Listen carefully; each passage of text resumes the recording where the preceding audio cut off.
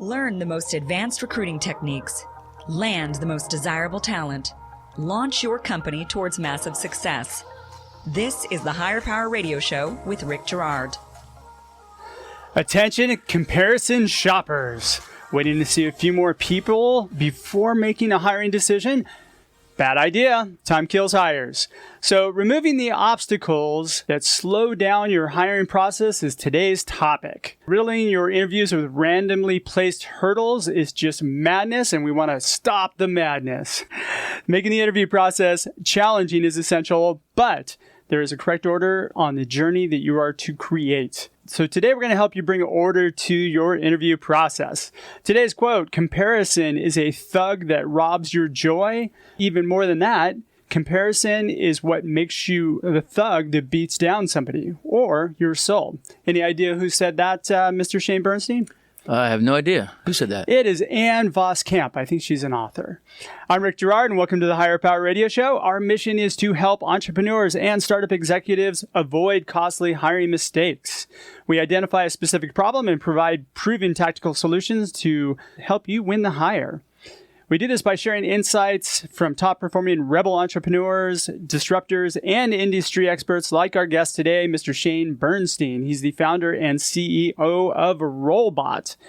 So with the resurgence of big data and AI, Shane realized the tools needed to scale the effective outreach approach were finally available. His C-level customers were continuously frustrated with no viable and consistent solution and unable to build the teams they needed in order for them to have the global impact of each their businesses required. So Shane founded Rolebot. Utilizing the power of AI, he and his team have developed a software that enables companies and staffing firms to reach their goals and measure ROI. As a result, Rolebot eliminates the way in which we traditionally pre-qualify talent from days and weeks to seconds and increases the recruitment output and engagement results by 10x. Can we say 10x? You can say 10x. Okay. Which makes him the perfect guest for today's show. Shane, welcome to the Higher Power Radio Show today. Hey, Rick, thanks so much. Great to be here. It's great to have you. So today we're going to cover a few things. We're going to cover what is making it impossible to hire great people. And hint, it is your obstacles you're putting up. Over-interviewing, which is really what I think was one of the biggest obstacles. And then we're going to provide an efficient solution to come to a decision quickly so you don't lose people. Shane, over-interviewing is kind of a huge problem that is a direct result of not having a solid hiring structure. What ends up happening is you lack clarity and intention. There's no clarity of your values, your cultural alignment, your skills alignment, and not knowing the right questions to gather clear evidence of whether or not you can support a decision, right? So let's start there. Sure. So, over interviewing obviously makes it much harder to hire. And I think the process, our goal as companies is to really move our interviewing process along so that we can make hires. And these days, when we are making hires, there's a lot of talent out there that get other offers, counter offers, other offers, and that hurts us in the long run. So we're really trying to figure out ways to move our interview process along. Really, we're talking about a timing issue. Timing is it's kind of for us and against us at the same time, and we have to strike the balance of time. Yeah, we have to make sure that we're managing the time properly, and the way in which we are doing that is by positioning and prepping people. Correct. Over interviewing is one thing. What would be the other obstacles that we have to deal with? So there's, I guess, multiple hurdles. There's figuring out your interview structure from a feedback perspective. Sometimes feedback, we want feedback. We want to gather feedback from the team members who are interviewing the talent pool. But sometimes that feedback takes sometimes weeks, and we want to reel that back in to make it go quicker. So our goal is really to get it to about 24 hours or so we can make a decision sooner than later. There's no reason why it should take 2 weeks to get feedback. That's the responsibility of whoever's leading the process to go get the feedback. Yeah, I think that it's really having a process, because sometimes you bring in folks to interview from your team to actually interview the person, and it just goes becomes longer. Maybe someone goes on vacation. Maybe there's multiple interviews going on.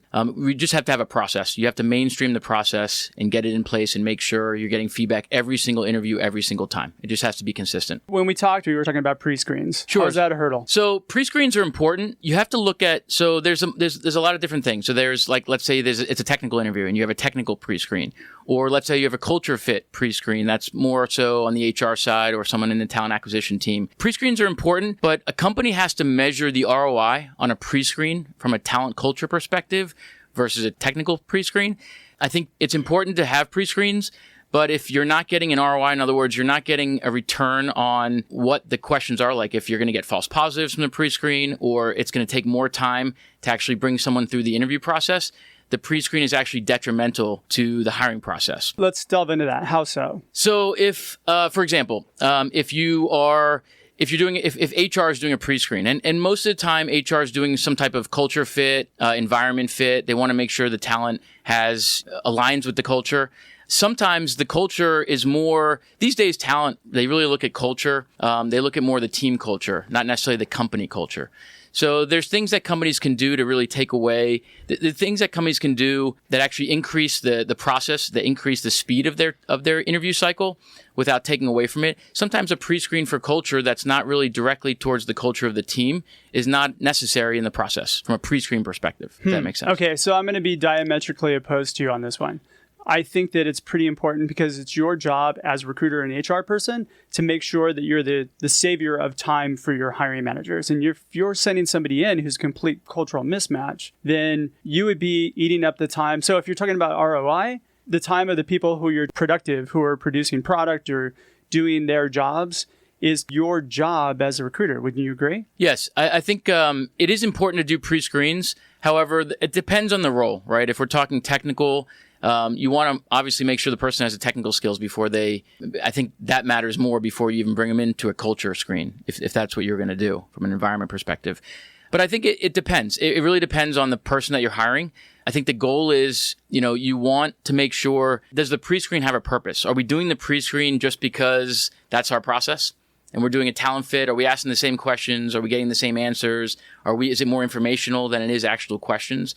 If we're doing the pre-screen, like for those reasons, then does it make sense? Because that just further delays the interview cycle from a time perspective. So I translate what you're saying as the pre-screen doesn't have purpose in most cases. Or if the pre-screen is not intentional, meaning you're asking the right questions in order to draw out that information. Sure. Is that what you're saying? So the pre-screen is an extra step, right? For an interview process, a typical interview process, maybe you have a phone interview with the hiring manager or someone in the hiring team. Maybe you have an on-site with everybody, including HR, including talent, including the hiring team and the hiring manager.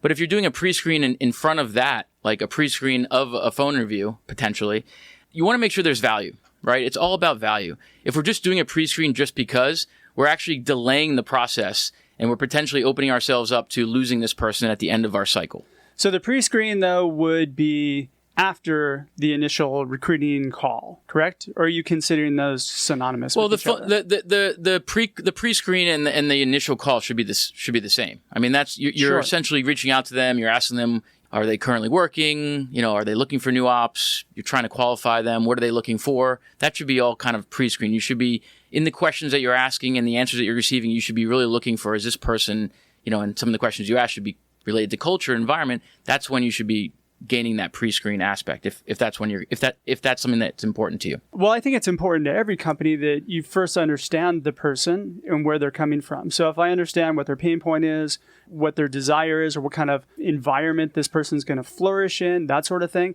and then I get an idea of the impact they've brought to their current organization or former organization, then I have a pretty good idea of whether or not I should be able to present that to a hiring manager. My process is intentional to get that information. Maybe what you're saying is that a lot of those processes are just kind of haphazard, like, hey, can you tell me how many years of this and that sort of thing, correct? Yeah, it has to be buttoned up. And so most of those pre-screens, you have questions, you have a template of questions that you ask.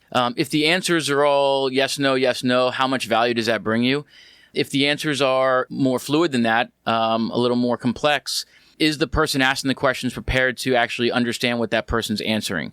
Because if let's say a hiring team could be marketing, could be tech, could be digital, could be anything, could be ops, whoever you're hiring for. If you're asking questions and the other person has to answer, and the other person's answer is going to be across the map, but essentially give the same point, if the person asking the questions doesn't understand those questions, you're kind of losing value in that initial pre-screen. So every screen, every touch point on talent should have value, should be 100%. should be baked so that you're getting value. If you're not getting value, you're just kind of like checking off the checklist that you've done the pre-screen, then you're really wasting time and ultimately you're hurting yourself in the long run. Yeah, and you're wasting the time of your hiring managers or hiring team. What should a pre-screen contain? So when doing a pre-screen, I think it's always important. You want to first find out if the person's interested in talking about new opportunities, because if they're not, then you're wasting everyone's time. But once you get that, you want to understand kind of their career path, looking at how long they were in each job, why they left, why they stayed.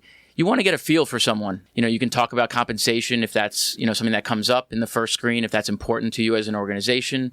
There's a myriad of things. I think looking at someone's resume also, you get to tell of where they've been, what types of companies they've been. Are the companies similar to the company that you're hiring, for?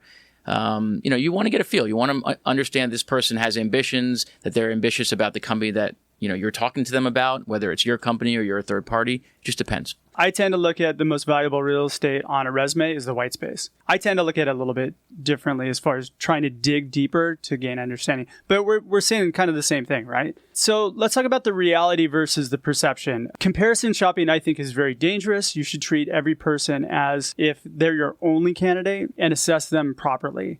Let's get back to the reality of what is over interviewing from your perspective. So I think to your point of, comparison shopping is, most hiring managers, hiring personnel, they want to, interview a good number of people before they make a hiring decision.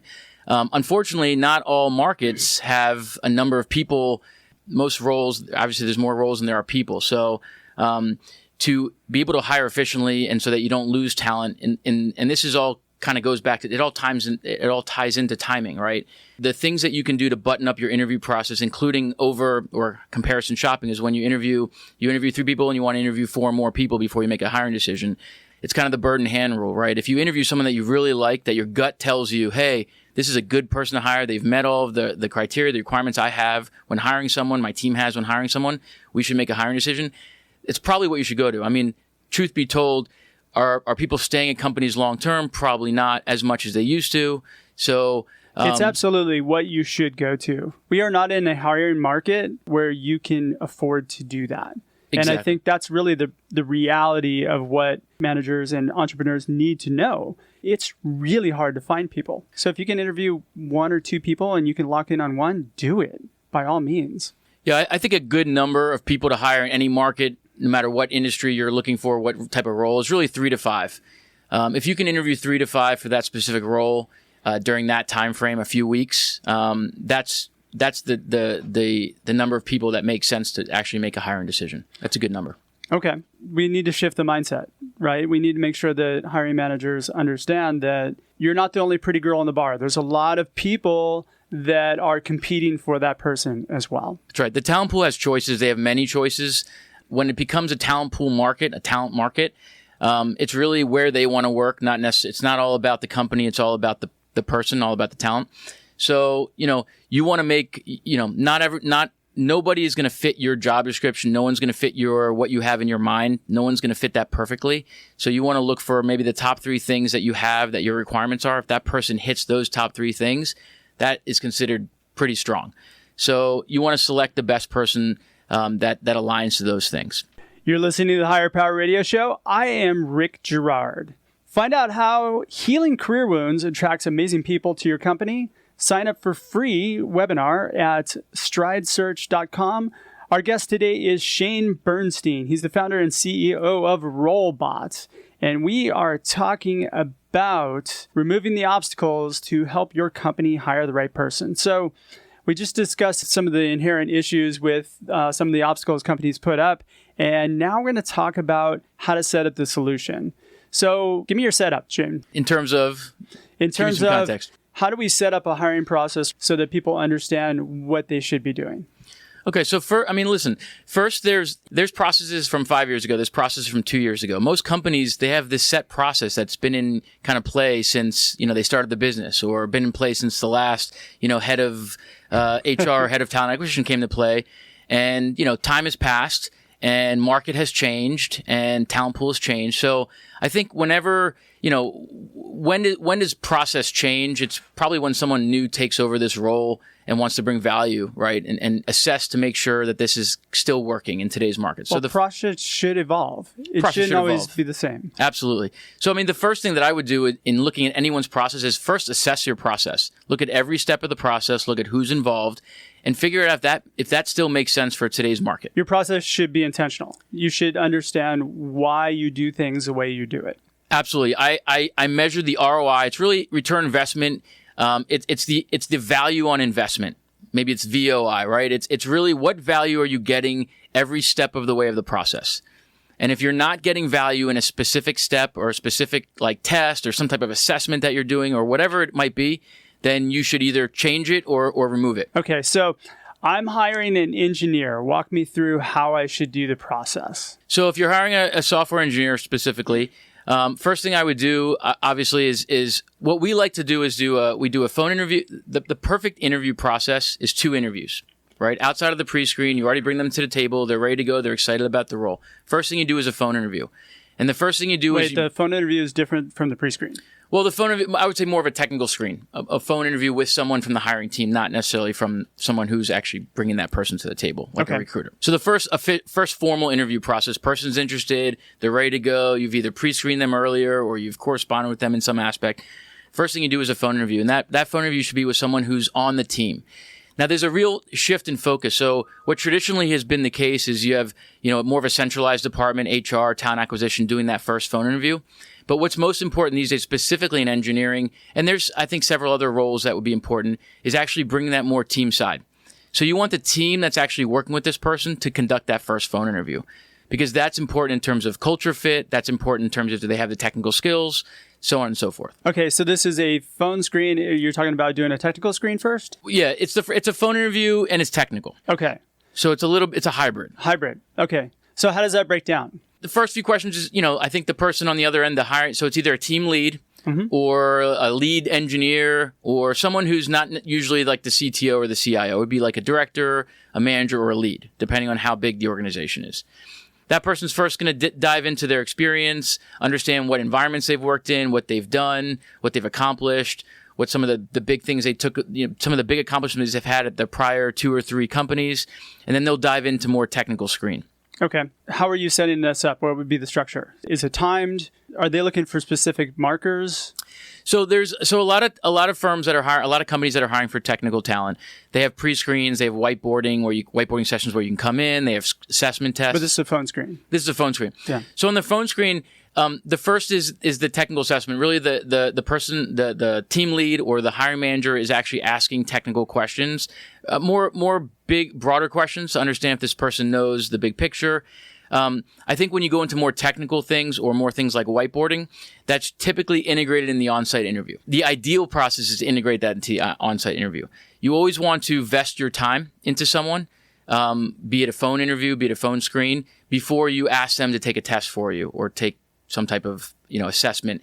The worst thing that you can do is ask for someone to take an assessment before you vested any time into them. I 100% agree, because you need to, and I think you said this when we talked, you need to give before you take. That's right. Yeah, we call it give before you get. Exactly, yeah. Give before you take. You really have to show that you're vesting in them before they're going to vest in you. The biggest reason being is most companies do not require that. And so most talent, by nature of the market, are not going to take a test before they feel like you're giving them something. Usually, well, they're not emotionally committed to it. There's no reason for me to take a test to interview at your company. Again, there's lots of companies out there. Everybody's hiring. So why should I spend my time on a Saturday taking a test that I don't even know if I'm going to get an interview? Exactly. It's all about time, and it's all about value for them. We have to show the talent pool value. As companies, we have to show them value. We have to show them something. Show them that we like them enough to talk to them first before we actually before we give them an assessment or a take-home assignment that most people aren't going to do because they don't have to. All right, let's contrast kind of the way I look at a phone screen, because it's a little bit different. Okay. So I am looking for 3 things. Usually their why, their cultural alignment, and their impact. So mine is more of a recruiting call where I'm gathering this information. I have a pretty in-depth process. So my intake call are looking for evidence to support whether or not I should submit this person to the hiring manager. So that's my phone piece. And then I would move it on to an onsite. So let's talk about your onsite. Sure. Yeah. That makes sense. Drum roll. That process makes sense. So for an onsite interview, the end goal, and this is all about timing. This is all about buttoning up your process. The end goal is get it done in one day. Boom. Boom. Do not bring them back.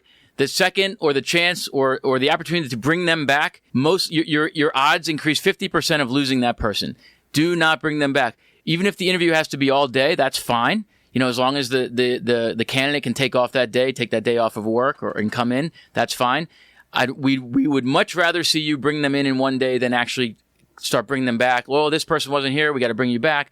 The second you bring them back is the second you lose that person. We would almost rather, as companies, we would almost rather have you have like a step process. Like, let's say it's not going well, then you could end it early versus if it's going well, as you should, you don't want to waste their time. You don't want to waste your time. You don't want to waste your team's time. This gets very expensive, very costly from a time perspective and a dollar perspective. But let's say it's going well. You want to make sure that the folks in your organization that need to talk to this person have maybe a soft calendar as they're going to join this meeting, or they're going to join by teleconference to actually take the interview if it continues to go well. That is probably the best case scenario. Done in one day. You have vesting on both sides. How do they structure it? So, I usually like to, I think companies should bring in, someone from HR, someone from talent acquisition, just to kind of share more about the company environment, what their expectations are, what some of the perks are, answer any questions they have about insurance, so on and so forth. That's probably the best to bring in, just to kind of get a company feel. Then you want to bring in you don't want to bring in everybody, but you want to have a set amount of people that are going to join this interview from your team. So the hiring manager, obviously, if you can bring in the big person, the CIO, the CTO, depending on the size of the organization, the CEO. It's an interview, but it's also a selling process. And you want to sell the person that's coming in. If they're good enough to come into the interview, it means if they do well in the interview, you're most likely to make them an offer, right?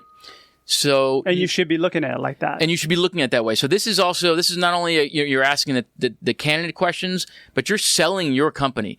So make sure that anyone who's in the room can sell your company. If you have a lead engineer who's really strong on the engineering side, but they don't know how to sell the company or sell the team or sell the experience of working there, it's probably not a good idea to have them in the interview room. So is it selling or positioning? Well, I think the broad term is selling. You're not selling them, a candy bar, but you're positioning the company. You're really selling the experience. You're giving some excitement. It was like they have so many options, the talent pool, especially in engineering. If we call it engineering, if we call it sales, and there's certain roles out there, they have so many options, and there's so many companies coming to them and marketing them for their roles all the time.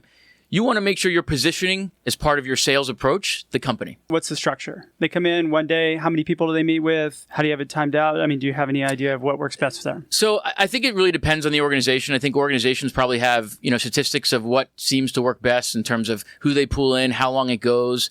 A typical interview goes 2 to 3 hours on site, but some companies, they want them to meet with a lot of different people, and scheduling is difficult, so they bring them in for the whole day. All right, so here, I'm going to give you my on-site because I think there's components that are really work well. Number one, you should have each meeting timed and stick to that time. Give everybody 30 to 45 minutes.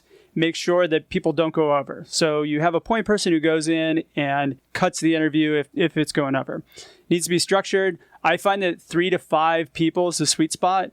If you're a small company, a startup, make sure that you bring in an outside investor or somebody else who can get involved in the process as well. Make the interview challenging. You don't want to just have a conversation about common interests. You want to challenge that person and make sure that they're contributing to the information flow. And then finally, I do this thing where I build out knockout questions into each person who's interviewing. And I think this is really important. You're talking about cultural alignment or core values. And if you can build a knockout question where if somebody's completely off, you can save everybody's time by just saying, hey, you didn't pass the knockout question. Finally, like you said before, wrapping up in 24 hours. Give me your 3 takeaways really quickly because we're getting close on time. Sure. So I think the 3 takeaways for this is assess the current process. Does it align with the current marketplace? What ROI or what value on investment does each component bring?